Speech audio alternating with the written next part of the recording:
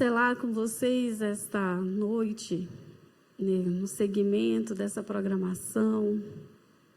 Imago Dei, imagem de Deus, nós fomos feitos à imagem de Deus e precisamos realmente ser cada vez mais parecidos com o nosso Pai eterno, para refletirmos a glória dele diante daqueles que se apresentarem a nós, especialmente, nossos filhos, nosso legado. Juízes 11 vai contar a história de um dos juízes de Israel, Jefté.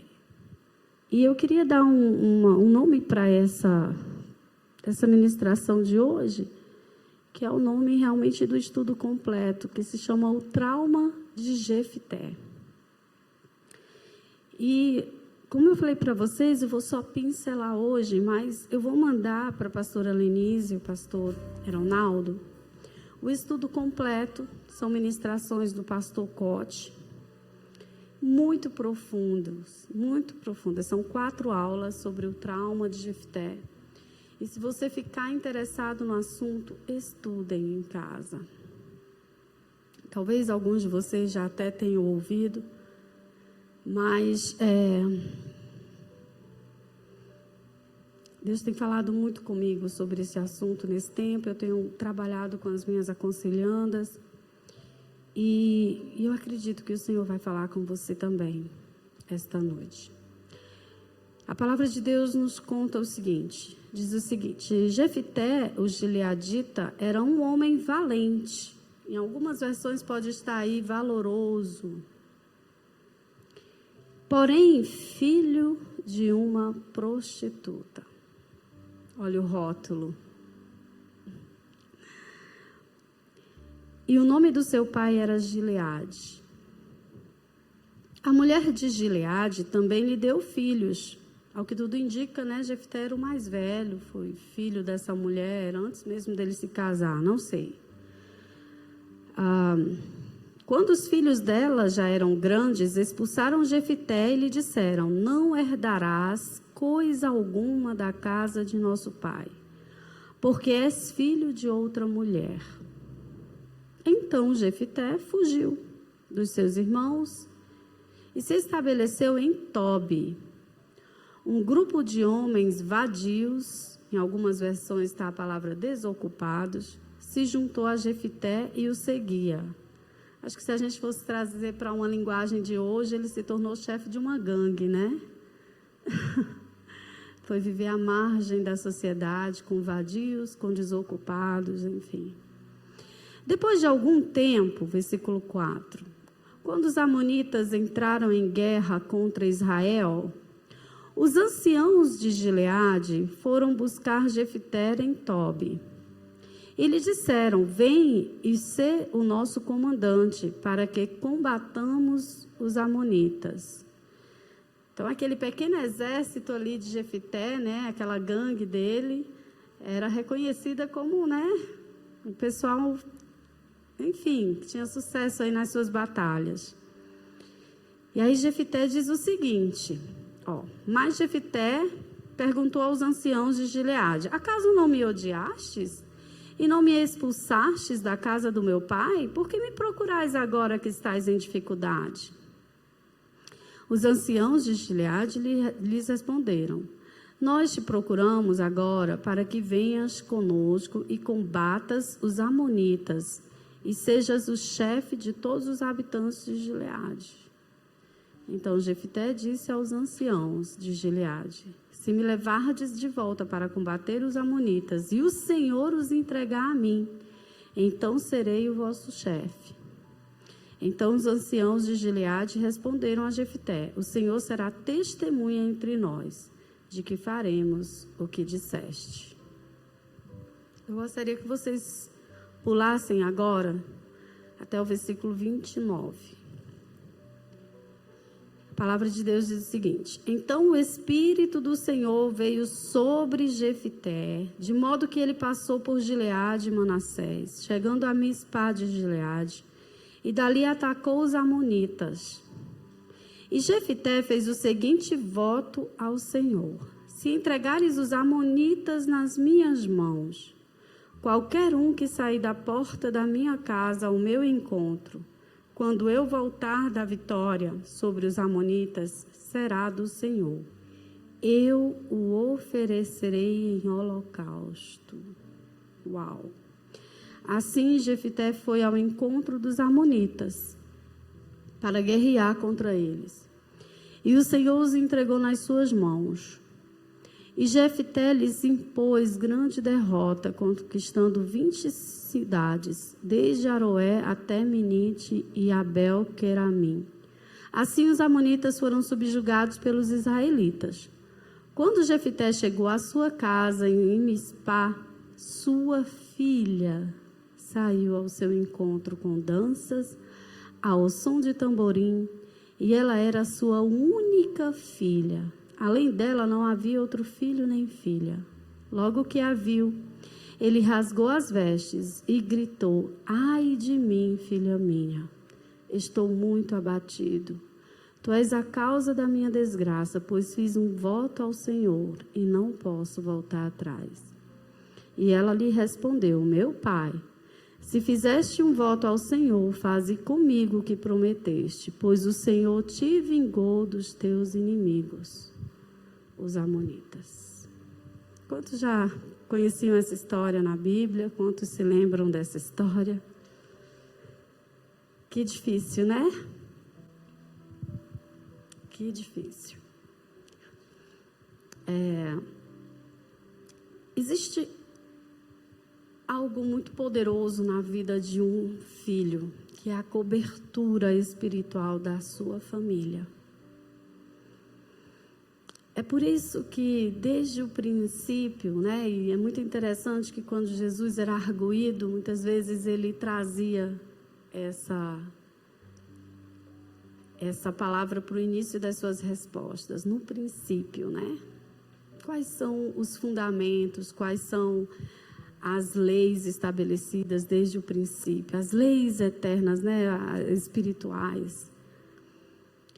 E o Senhor, ele estabeleceu um filho para nascer dentro de uma aliança de casamento, dentro de um relacionamento pautado numa aliança, num compromisso para a eternidade, até que a morte os separe, para gerar dentro dessa aliança um filho, para que esse filho pudesse nascer debaixo de uma cobertura espiritual. Há um princípio nisso. É muito interessante que, se você faz um estudo, e tem estudos feitos já sobre isso, quando você vai ver a população carcerária, a maioria daqueles homens e mulheres não conhecem o seu pai, especialmente o seu pai. Muitas vezes também não conhece a sua mãe. Então a gente vê aqui que Jefité, infelizmente, nasceu fora de uma aliança de casamento. O pai dele se envolveu com uma mulher prostituta, e ali nasceu aquela criança. Ao que tudo indica pelo texto, esse pai acolheu Jefité, porém ele se casou com uma mulher, teve filhos com essa mulher, e esses filhos cresceram, e mais havia esse estigma acerca da identidade de Jefité, o filho da outra, o filho da prostituta. A identidade de Jefité, né? Havia ali uma ferida, uma marca, um rótulo. E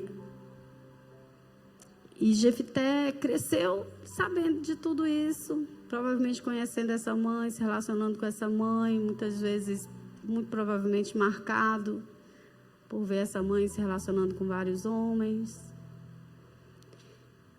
E a realidade de muitas histórias, né, na nossa atualidade, nós que trabalhamos com aconselhamento, que ouvimos muitas histórias no gabinete pastoral, não é muito diferente, não. especialmente na Jocum, nas escolas que a gente, né, trabalhava, que é a IFOL, que é a escola que o pastor Cote ministra esse estudo sobre o trauma de Jefté. Vocês vão ouvir ele contando muitas coisas, se vocês ouvirem as ministrações completas, o estudo completo. Ele conta muitas histórias. Mas o que você vê, né? O próprio Jefté aqui na história, depois que ele cresceu, que os irmãos cresceram, chegaram para ele e disseram para ele assim, olha, você não vai herdar, você não vai ter parte na herança do nosso pai, porque você é filho de outra mulher. E a gente não vê aqui nada dizendo que Gileade já era morto. Há uma possibilidade? Sim, porque quando você fala em herança é porque o pai morreu, né? Mas talvez ele estivesse vivo e ele não defendeu esse filho. Ele não fez nada e esse filho foi embora. Foi embora e foi viver à margem da sociedade. Foi viver com um grupo de baldios, vagabundos ou homens vadios, como está escrito aqui na minha versão, não sei como está na sua. E eram homens que provavelmente tinham uma história parecida com a dele, de uma rejeição familiar, né? Provavelmente também tinham nascido de uma forma irregular, vamos dizer assim. Eu não sei se eu já contei isso aqui para vocês, mas certa feita foi oferecido num presídio, né, a questão do cartão para o Dia das Mães, e a maioria daquelas pessoas pegaram e quiseram escrever alguma coisa para a mãe e tal. Aí no Dia dos Pais tentaram fazer a mesma coisa, quase ninguém quis um cartão. Justamente porque a população carcerária, em sua maioria, não tem sequer o pai registrado na sua identidade, na sua certidão de nascimento. Ou quando tem, é um pai que também é marginalizado, é um pai que o feriu bastante, é um pai que, né, enfim. Porque nessa cobertura espiritual da família, é o pai, principalmente, que vai dar a identidade para o filho. Vai dizer quem ele é, quem ele pode se tornar, vai dar direção. E quando uma pessoa cresce sem essa figura paterna, afirmando quem ele é, afirmando a sua identidade, ele muitas vezes vai ter distorções, inclusive na questão da sexualidade, na sua identidade sexual.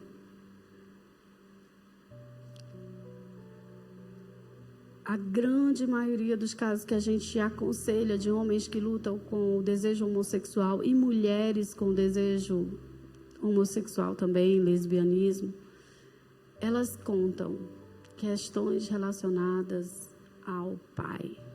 A falta desse pai, da afirmação desse pai, da presença desse pai.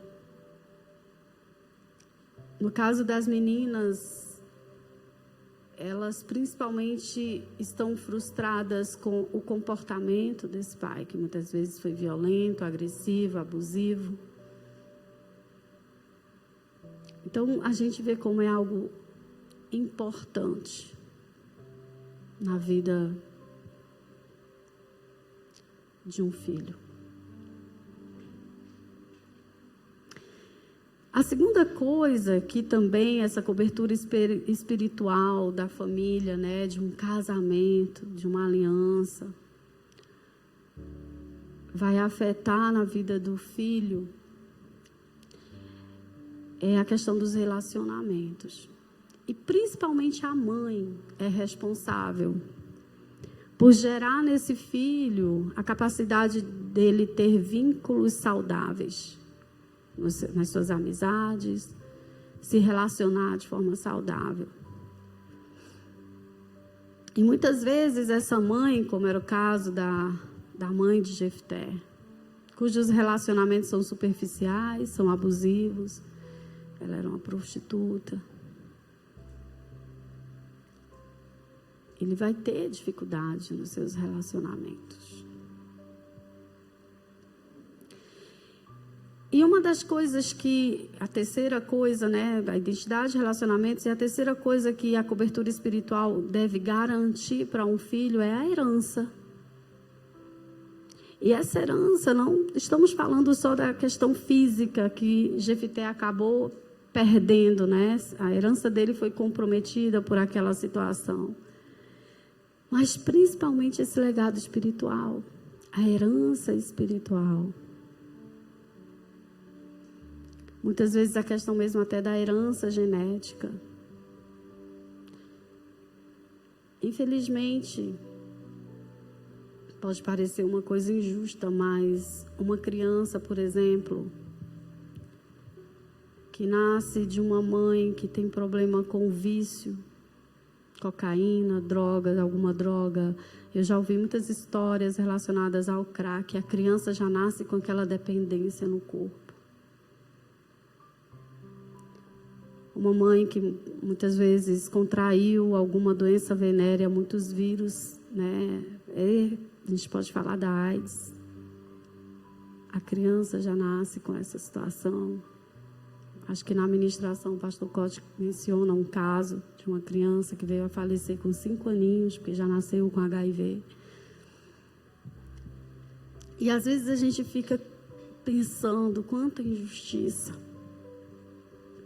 Uma coisa que é muito comum também, que a gente vê, que é um estudo assim, é empírico, aquela observação mesmo, é científico.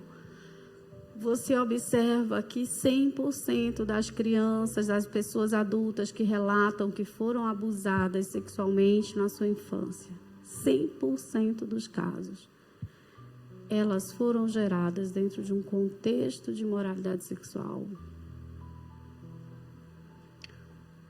Às vezes são filhas de um adultério, são filhos da amante, ou foram gerados fora da aliança, os pais não eram casados ainda. É o jugo da bastardia, ela está lembrando aqui. Então há uma herança também que a gente deixa para os nossos filhos, não só física, mas espiritual, genético. Interessante que quando você vai ao médico, né? Eu tive que fazer muitos exames esses dias. Eles perguntaram, né, se tem história de câncer na minha família, minha mãe, meus pais, meus avós, meus tios, para vocês verem como isso é importante, né? É uma coisa a se observar. E, queridos, a gente vê aqui que, principalmente, essa criança, ela vai ficar insegura. Ela vai ser insegura na sua identidade, vai ser afetada quem eu sou de verdade. Muitas vezes, essa criança, gerada num contexto como esse, desde o ventre experimentou agir rejeição. Muitas vezes, esses pais, quando souberam que estavam grávidos, né, essa mãe, quando soube que estava grávida, entrou em aflição, pensou em abortar, tentou abortar. Então, ela experimentou rejeição desde o ventre.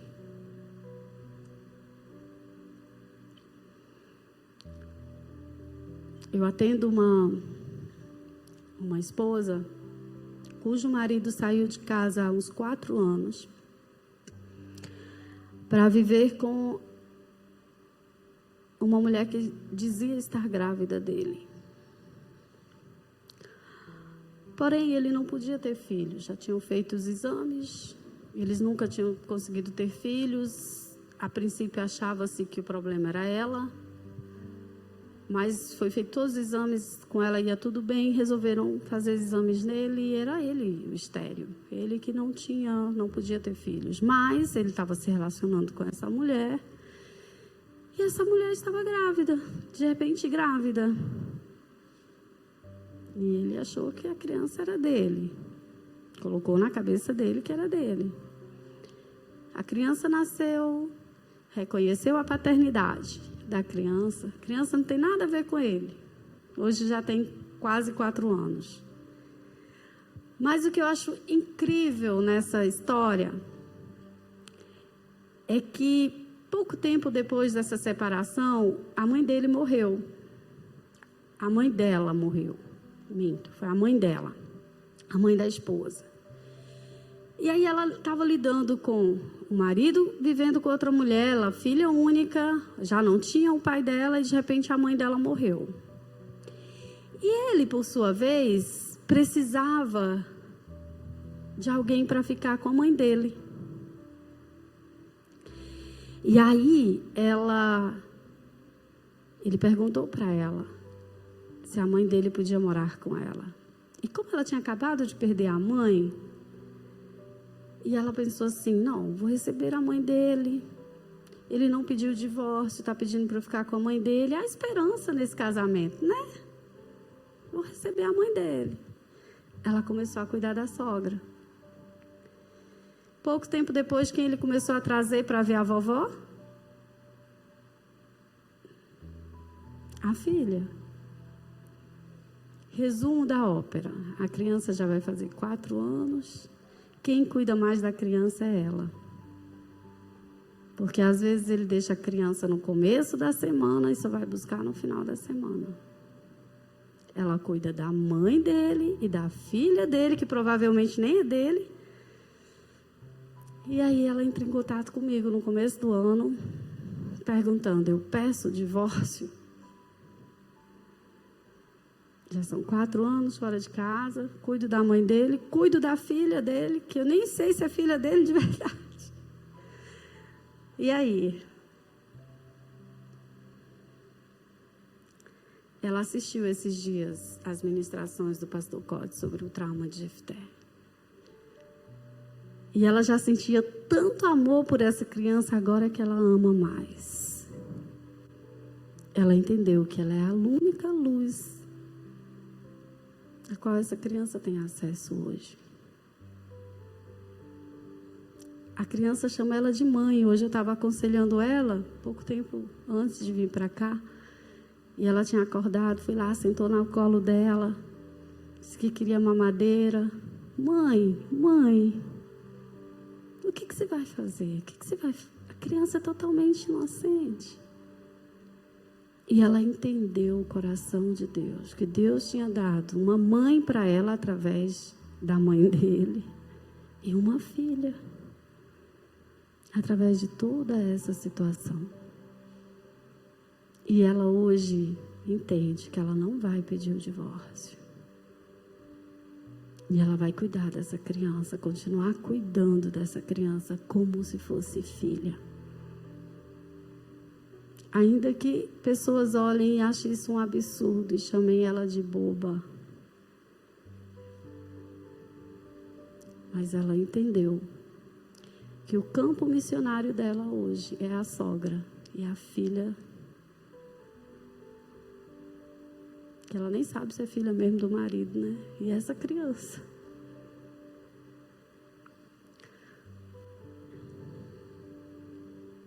Queridos, eu tive uma filha fora da aliança de casamento. A Raíssa, quando nasceu, eu havia me relacionado sexualmente fora de uma aliança, engravidei. E foi muito perturbador, porque eu já não queria ter feito o que eu fiz. Acabei acreditando, me permitindo seduzir, acreditando na promessa de um homem que não foi capaz de me pedir em casamento para ter relações comigo. E quando eu fiquei grávida, ele disse que queria que eu abortasse. Nós éramos da igreja. Ele não queria que nossos pastores soubessem. Ele era um obreiro, eu também. E ali eu entendi. Eu não vou cometer um pecado maior do que eu já cometi. Eu não vou abortar. E ele me largou. Ele chegou a dizer: se você abortar, eu caso com você. Pense.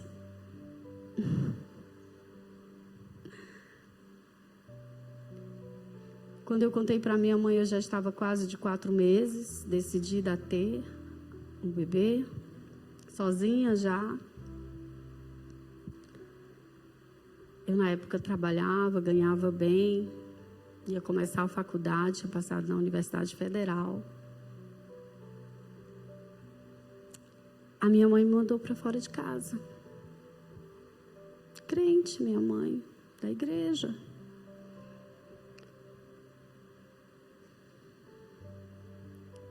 E quando meu pai soube que eu ia sair de casa, eu tinha condições financeiras para sair de casa.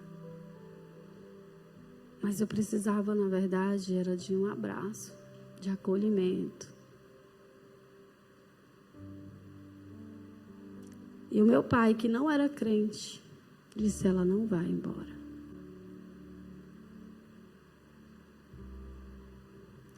Essa criança vai nascer e nós vamos ser os pais dela.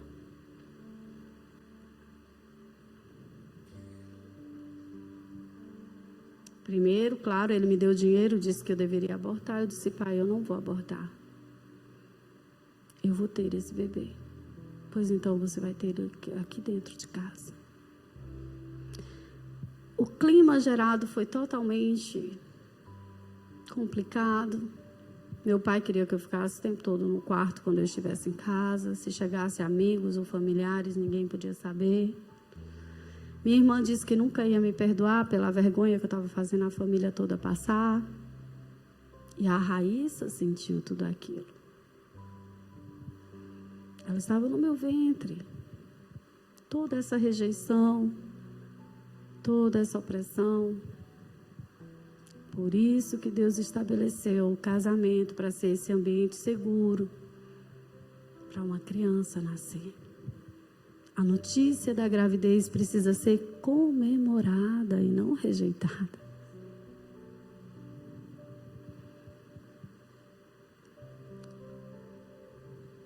E aí ela nasceu, linda, saudável, amamentei. Daqui a pouco todo mundo estava amando aquela criança crescendo ali dentro de casa. Meu pai demorou a pegar ela no colo, mas pegou. E aí 2 anos depois eu conheci o Paulo.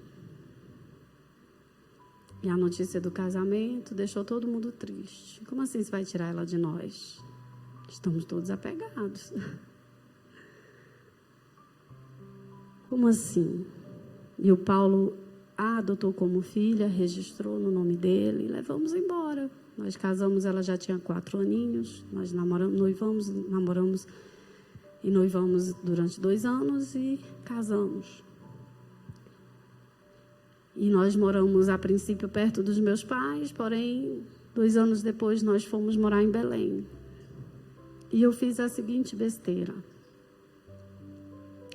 Como meus pais e meus irmãos queriam muito que eu deixasse a Raíssa com eles, eu entrei num acordo. Vamos fazer o seguinte: todas as férias eu envio ela para vocês.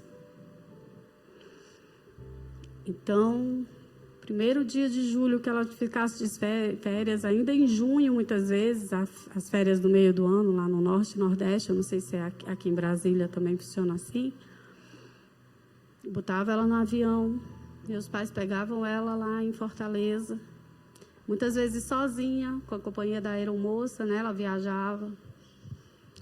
Dos 7 anos dela até ela falecer, a Raíssa vivia no avião sozinha, viajando para cima e para baixo.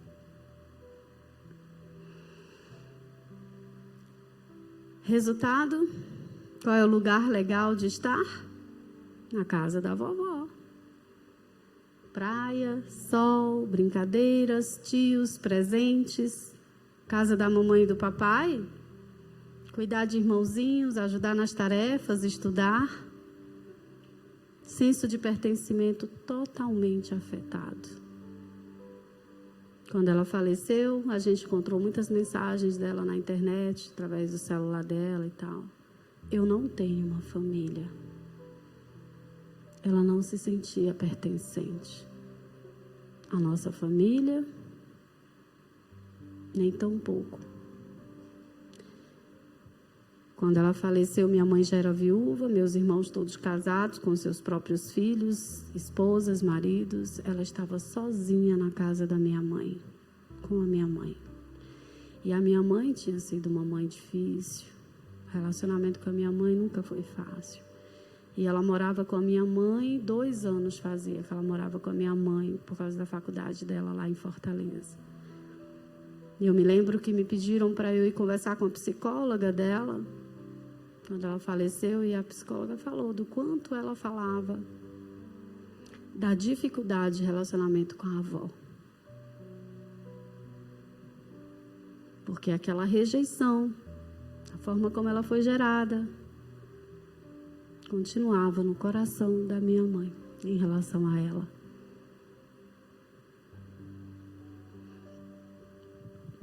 Senso de pertencimento é afetado. Quem eu sou?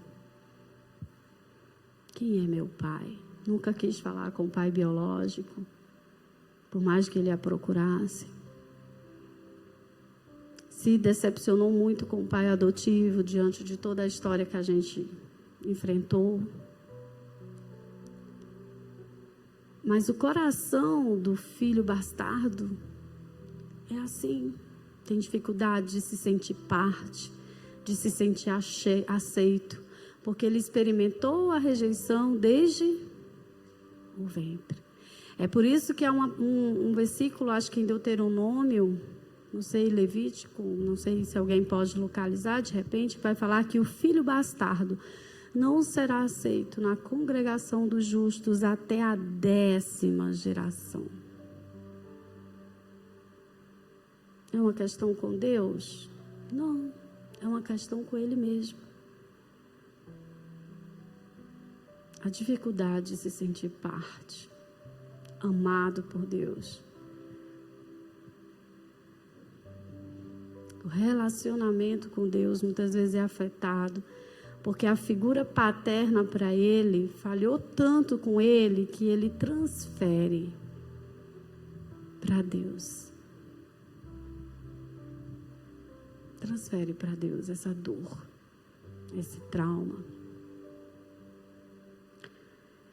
Jefté não precisava ter feito esse voto. Deus já estava com ele. Versículo 29 vai dizer: o Espírito do Senhor veio sobre Jefté. Mas ainda assim, no versículo 30, ele fez um voto tolo. O desejo de se sentir parte, aceito e até mesmo líder, chefe. Eu preciso ganhar. Eu preciso dessa identidade. Sou o juiz de Israel. Naquela época não havia reis, né? Eram juízes. E ele promete oferecer em holocausto uma pessoa. O primeiro que sair da minha casa, qualquer um que sair da porta da minha casa ao meu encontro, quando eu voltar da vitória sobre os amonitas, será do Senhor. Eu o oferecerei em holocausto. Querido, isso significa que ele estava, sim, arriscando ser a própria filha dele. Podia ser um servo, podia ser outra pessoa, sim, mas ele estava colocando em risco, sim, a geração dele.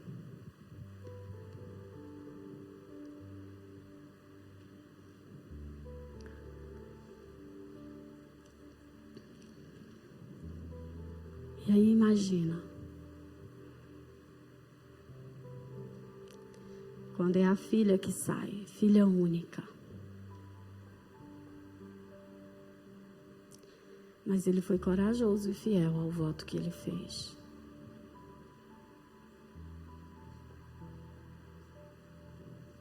E ela teve um coração também entregue. O que o Senhor votou, meu Pai, cumpra-se. Ela não clamou pela vida dela. E eu acho isso impressionante. Ela respondeu, versículo 36, meu Pai, se fizeste um voto ao Senhor, faze comigo o que prometeste. Pois o Senhor te vingou dos teus inimigos, os amonitas. Essa filha conhecia a história do pai, sabia tudo pelo qual o pai passou. Estava alegre com a vitória do pai. E ela se dispôs. A gente vê duas outras situações na Bíblia, assim, que foi Isaac, que não sabia, o pai não disse para ele que ele seria sacrificado. Mas a gente viu que Isaac não resistiu. A Bíblia não fala que ele resistiu.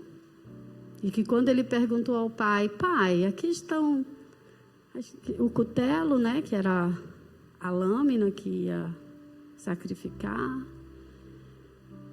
tudo para fazer o holocausto, talvez lenha para fazer o fogo e tal. Onde está o cordeiro? E Abraão diz, Deus proverá para si um cordeiro. Ele creu na palavra do Pai, porque ele foi gerado dentro de uma aliança. Ele se sentia seguro. Ele sabia que o pai não ia machucá-lo, ou se o machucasse, era com um propósito. E lá em Hebreus vai dizer que Abraão cria que Deus o poderia ressuscitar se ele tivesse que matá-lo.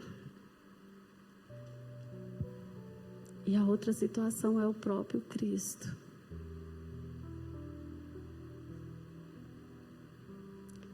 O Filho que foi entregue por nós, para que nós e os nossos filhos fossem salvos. Quando eu cheguei em Braslândia, em 2022, ainda era muito recente o falecimento da Raicinha, eu ainda estava de luto. Fazia 8 meses. E eu tinha muita dificuldade, ainda não é fácil, não. E eu me lembro que a Sofia pediu para cortarmos o cabelo dela e eu fui atrás de uma cabeleireira. E aí, de repente, eu comecei a falar com aquela cabeleireira e ela também estava de luto. A filha tinha morrido fazia pouco tempo. E nós nos tornamos grandes amigas. E ela é uma mulher mundana. E durante esse tempo, eu fui muitas vezes lá ajeitar cabelo, muitas vezes fazer a unha. Agora ela montou o próprio salão e também faz unha. E aos pouquinhos eu fui semeando a palavra. Toda oportunidade, falei um pouco do nosso trabalho, começamos a ouvir louvor juntas quando eu estava lá. E hoje eu cheguei e ela estava muito triste. Hoje de manhã eu tive que ir lá e ela estava muito triste, me pediu um abraço, choramos juntas, porque o filho dela está em depressão profunda e ela tem muito medo de que ele faça alguma coisa contra ele mesmo.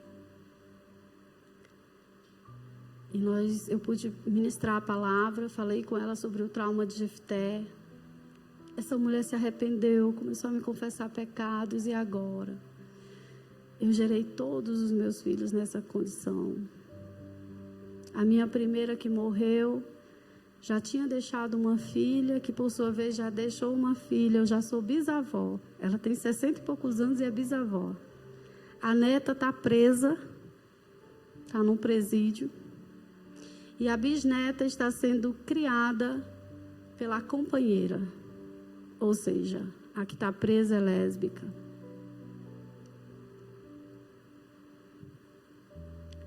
A outra filha do meio está com câncer, não quer ser tratada. Vive bêbada. Lá longe, parece que é Uberlândia. E esse filho aqui, quase 40 anos, depressão profunda, e ela aceitou Jesus hoje, confessou a Cristo como Senhor e Salvador. O Paulo foi me buscar, disse: amor, vem cá, a gente vai orar junto com ela. Ela quer receber a Cristo como Senhor e Salvador da sua vida. E eu disse para ela: hoje você é filha, agora você é filha. E Deus te perdoa pela maneira como você gerou os seus filhos. E Ele recebe os seus filhos, porque a palavra vai dizer: crê e será salvo tu e a tua casa. E ela entendeu que deveria pedir perdão a esses filhos que ainda estão vivos, ao filho que está com ela e à filha que está lá em Uberlândia. Fazer caminho de volta. Que ela é perdoada, que ela é amada. Que não é tarde. Não é tarde para fazermos caminhos de volta. Para pedirmos perdão a um filho que porventura foi gerado nessas circunstâncias. Para pedir perdão se nós não fomos essa mãe que ajudou eles a serem seguros e a gerarem vínculos saudáveis. Para interceder muitas vezes pelo pai dele, se ele não conhece, pedir perdão intercessoriamente pelo pai, pelo abandono do pai, pela negligência do pai. Se você é pai, não é tarde para você pedir perdão ao seu filho e abençoá-lo. É interessante como Jacó entregou uma bênção a cada um dos seus 12 filhos antes de falecer. Os abençoou. A herança espiritual, o legado que muitas vezes é muito maior e mais importante do que você deixar qualquer bem financeiro, físico para o seu filho. Amém? Vamos ficar de pé? Para parecer como que está acabando, como diz o Paulo.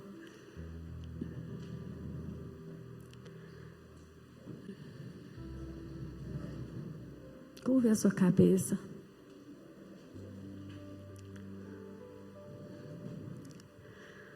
Papai, estamos aqui porque nós entendemos esse grande mistério, Pai.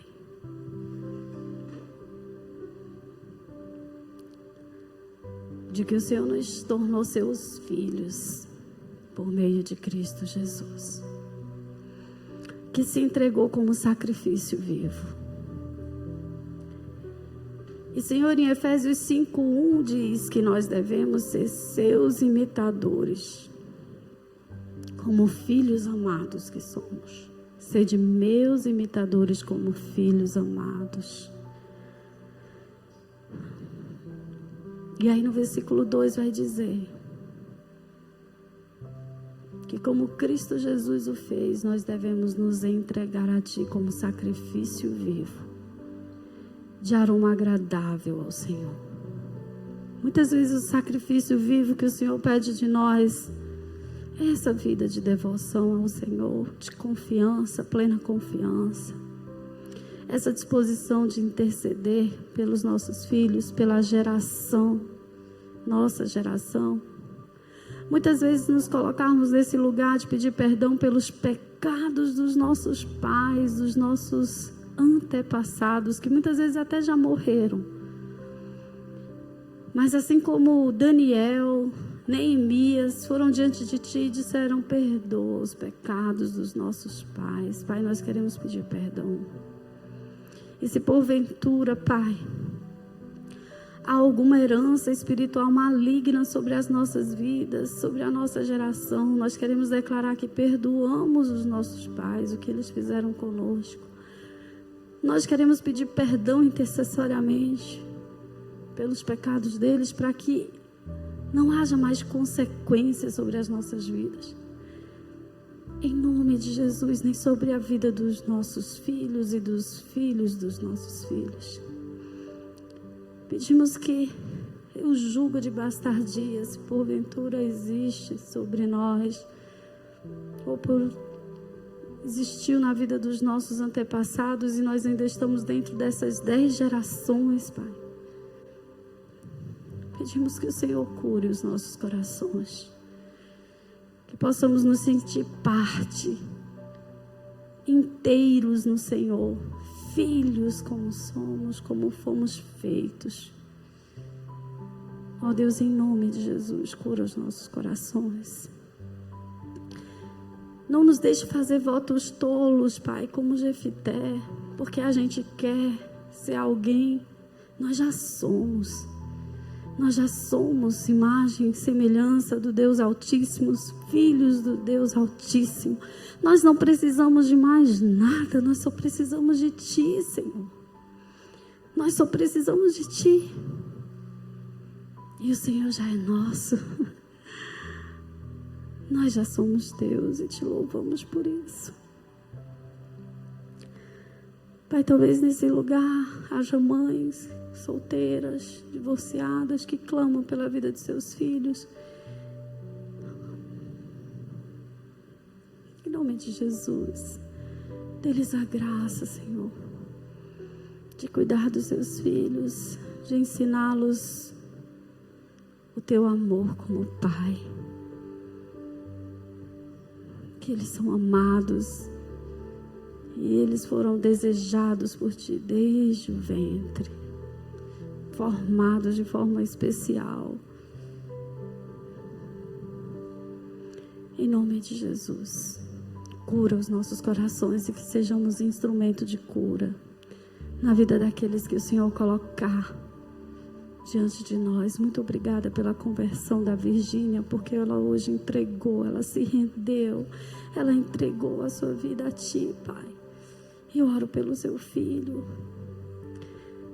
Eu mandei as ministrações para ela, disse para ela ouvir, tentar ver se ele ouve também. Pai, que haja cura naquela casa, no coração daquele homem, em nome de Jesus.